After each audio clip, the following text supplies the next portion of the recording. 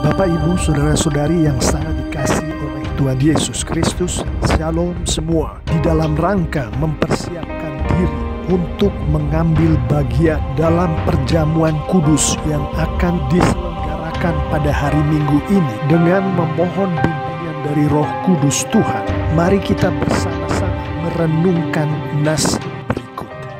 Saya mau kita semua berkonsentrasi pada firman Tuhan dari 1 Korintus 10 ayat 14 sampai 22. Sebelum kita masuk ke dalam nas firman Tuhannya, ada hal yang terlebih dahulu saya ingin bicarakan kepada kita semua mengenai perjamuan Tuhan. Menurut pernyataan asas-asas kepercayaan GGBI, perjamuan Tuhan adalah upacara yang dilaksanakan oleh gereja untuk memperingati pengorbanan dan penderitaan Tuhan Yesus Kristus. Dilaksanakan dengan cara makan roti yang melambangkan tubuh Yesus dan minum anggur yang melambangkan darah Yesus. Mengenai perjamuan Tuhan ini kita bisa melihat di Matius 26 ayat 17 sampai 29, 1 Korintus 11 ayat 17 sampai 34. Ayat inti dari nas yang sedang kita bicarakan ini adalah 1 Korintus 10 ayat 14. Karena itu saudara-saudaraku yang kekasih, jauhilah penyembahan berhala. Di dalam nas ini, Rasul Paulus tidak sedang membicarakan perjamuan kudus atau perjamuan Tuhan secara khusus. Pembicaraan yang disampaikan oleh Rasul Paulus adalah mengenai jemaat Korintus yang berpartisipasi dalam ibadah dan persembahan korban di rumah ibadah bagi dewa-dewa, ilah-ilah berhala. Di ayat-ayat awal dari nas ini, bahkan di dalam konteks pembicaraan nas ini, kita diberitahu bahwa jemaat di Korintus pada saat itu sedang bergumul. Pergumulan mereka ini termasuk pergumulan dengan ibadah dan penyembahan, termasuk persembahan korban yang marak di lingkungan jemaat Tuhan di Korintus pada saat itu, yang mana yang dibicarakan oleh Rasul Paulus adalah ibadah penyembahan persembahan korban terhadap dewa-dewa, ilah-ilah, dan berhala. Namun Tuhan menyampaikan kepada jemaatnya yang sedang bergumul, yang sedang dicobai itu, sebagaimana disampaikan di ayat 13. Pada waktu kamu dicobai, Ia akan memberikan kepadamu jalan keluar sehingga kamu dapat menanggungnya. Ia di sini adalah Tuhan melalui Roh Kudus. Jalan keluar macam apakah yang ditunjukkan oleh Tuhan kepada jemaatnya? Jalan keluar itu adalah yang di ayat 14 tadi, yaitu jauhilah penyembahan berhala. Di sini Tuhan mengatakan jangan menyembah ilah-ilah dunia. Jangan menyembah berhala. Jangan menyembah dewa-dewa. Dalam konteks inilah kemudian Rasul Paulus membicarakan persekutuan dengan darah dan tubuh Yesus, yang mana persekutuan ini dilambangkan dengan perjamuan kudus atau perjamuan Tuhan. Di ayat 16 dan selanjutnya Rasul Paulus menjelaskan bahwa seorang anak Tuhan yang mengambil bagian di dalam perjamuan kudus atau perjamuan Tuhan, yang mana Tuhan Yesus sendiri mengharuskan setiap anaknya, setiap pengikutnya untuk mengambil bagian di dalam perjamuan kudus atau perjamuan Tuhan ini. Mereka yang mengambil bagian di dalam perjamuan kudus seharusnya memiliki ciri hidup atau cara hidup seperti berikut. Di ayat 16, bukankah cawan pengucapan syukur yang atasnya kita ucapkan syukur adalah persekutuan dengan darah Kristus? Bukankah roti yang kita pecah-pecahkan adalah persekutuan dengan tubuh Kristus? Firman Tuhan Tuhan di sini mengatakan, "Hai engkau anak-anak Tuhan yang berpartisipasi di dalam perjamuan kudus Tuhan, milikilah cara hidup yang menunjukkan bahwa engkau bersekutu dengan Kristus. Milikilah cara hidup yang menunjukkan engkau memiliki hubungan pribadi yang akrab dengan Kristus." Di ayat 17, karena roti adalah satu, maka kita sekalipun banyak adalah satu tubuh, karena kita semua mendapat bagian dalam roti yang satu itu. Di sini firman Tuhan memberikan petunjuk kepada kita, "Hai engkau anak-anak Tuhan yang berpartisipasi di dalam perjamuan kudus Tuhan,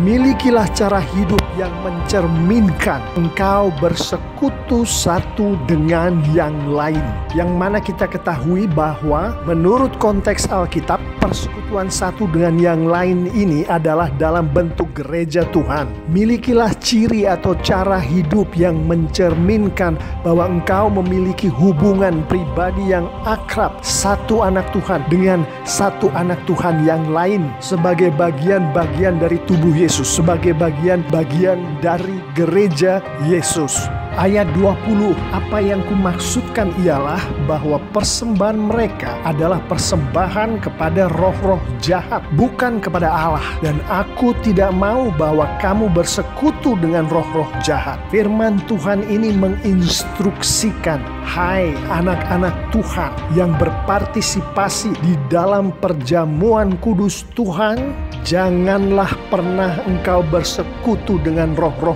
jahat. Janganlah engkau berpartisipasi dalam ibadah dan penyembahan dan persembahan korban kepada berhala. Memang benar, Rasul Paulus sendiri mengatakan di 1 Korintus 8 bahwa berhala, bahwa ilah-ilah, bahwa dewa-dewa ini tidak memiliki apa-apa. Maksud Rasul Paulus adalah tidak memiliki kekuatan apapun karena berhala bukanlah Tuhan. Tapi berhala ini bisa dipergunakan oleh roh jahat untuk merusak hubungan anak-anak Tuhan dengan Tuhan. Itulah sebabnya di ayat 21, kamu tidak dapat minum dari cawan Tuhan dan juga dari cawan roh-roh jahat. Kamu tidak dapat mendapat bagian dalam perjamuan Tuhan dan juga dalam perjamuan roh-roh jahat. Dengan jelas firman Tuhan melarang anak-anak Tuhan untuk berpartisipasi dalam ibadah dan perjamuan roh-roh jahat. Anak-anak Tuhan hanya berpartisipasi dalam perjamuan kudus Tuhan. Ayat 22, atau maukah kita membangkitkan cemburu Tuhan? Apakah kita lebih kuat daripada Dia? Ayat ini memberikan instruksi kepada kita, hai anak-anak Tuhan yang berpartisipasi di dalam perjamuan kudus Tuhan, takutlah akan Tuhan. Kita semua tahu dari konteks Alkitab bahwa takut akan Tuhan berwujud ketaatan akan perintah Tuhan, akan firman Tuhan. Siapa yang takut akan Tuhan, dia akan taat akan firman Tuhan, akan melakukan firman Tuhan dengan taat. Sekarang mari kita lihat penerapan pemaparan ini. Dengan jelas firman Tuhan memberikan instruksi kepada kita. Bagi kita anak-anak Tuhan, pengikut Yesus yang berpartisipasi di dalam perjamuan kudus, di dalam perjamuan Tuhan, untuk memiliki ciri hidup, cara hidup yang menjauhi penyembahan berhala, tidak menyembah ilah-ilah dunia. Dan jangan sampai terlewatkan ini, ilah-ilah dunia ini termasuk uang, Alkitab mengatakannya mamon, termasuk cara-cara hidup yang memuliakan dewa kesenangan, yang mengilahkan kesenangan, bahkan cara-cara hidup yang memanjakan diri kita sendiri. yang mengilahkan atau mendewakan diri kita sendiri di atas Tuhan. Firman Tuhan juga mengingatkan, milikilah ciri atau cara hidup yang mencerminkan persekutuan dengan Kristus, mencerminkan hubungan pribadi yang akrab dengan Kristus. Anak-anak Tuhan yang memiliki hubungan pribadi yang akrab dengan Tuhan, si anak Tuhan ini tahu betul apa yang membuat Tuhan tidak senang, apa yang memuliakan Tuhan, apa yang membuat Tuhan marah. Dari mana anak-anak Tuhan ini tahu semua itu? Dari firman Tuhan. Lalu bagaimana cara hidup yang dimaui oleh Tuhan berdasarkan firman Tuhan? Lakukanlah semua hal yang memuliakan Tuhan menurut firman Tuhan, dan jauhilah, jangan lakukan semua hal yang menurut firman Tuhan tidak memuliakan Tuhan. Selanjutnya adalah ciri atau cara hidup yang mencerminkan persekutuan yang akrab satu anak Tuhan dengan anak Tuhan yang lain, sebagaimana layaknya tubuh Yesus, sebagaimana layaknya gereja Yesus menurut Alkitab. Memiliki hubungan pribadi yang akrab satu dengan yang lain ini termasuk satu dengan yang lain saling mengasihi, satu dengan yang lain saling mendoakan, satu dengan yang lain saling membangun, termasuk mengampuni satu sama lain. Ciri atau cara hidup anak Tuhan yang berpartisipasi di dalam perjamuan Tuhan adalah tidak bersekutu dengan roh-roh jahat, tidak berpartisipasi dalam ibadah dan penyembahan dan persembahan korban kepada berhala, kepada ilah-ilah, kepada dewa-dewa, kepada roh jahat. Termasuk di dalam konteks ini adalah, hai anak-anak Tuhan, engkau melihat ada ibadah yang dilakukan oleh orang-orang yang bukan orang-orangnya Tuhanmu, jangan ikut ke dalam ibadah itu. Tuhan menghendaki anak-anaknya berpartisipasi hanya dalam perjamuan kudus Tuhan. Dan ciri atau cara hidup dari anak-anak Tuhan, pengikut-pengikut Tuhan Yesus yang berpartisipasi di dalam perjamuan kudus Tuhan, mencerminkan rasa takut akan Tuhan, yang perwujudannya adalah ketaatan yang luar biasa, ketaatan yang sungguh-sungguh akan perintah Tuhan, akan firman Tuhan. Dengan begitu, Bapak, Ibu, Saudara-saudari yang sangat dikasihi oleh Tuhan Yesus, anak-anak Tuhan, pengikut-pengikut Yesus yang memiliki cara hidup, ciri-ciri hidup seperti yang barusan kita bicarakan tadi.